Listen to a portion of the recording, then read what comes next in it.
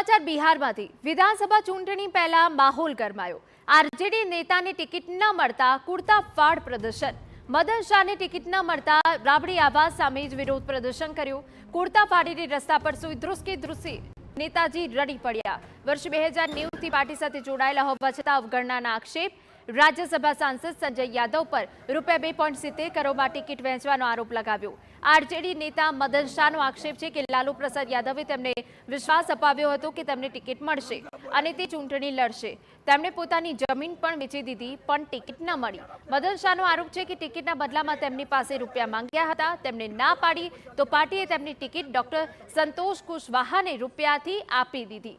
રાજ્યસભા સાંસદ સંજય યાદવે ટિકિટની દલાલી કર્યાનો અને ₹2.70 કરોડમાં ટિકિટ વેચ્યાનો આરોપ લગાવ્યો છે।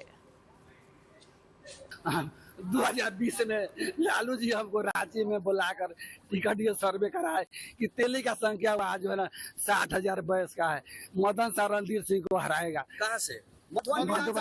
अरे तुम मधुबन विधानसभा मोतिहारी 18 में भाई समझे।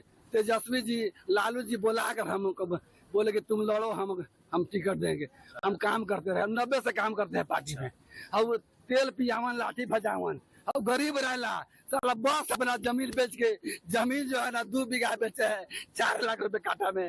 वह जमीन जो है 2 करोड़ रुपए काठा है। बाप रे बाप, बाप रे बाप। तो आप रोक क्यों रहे हैं?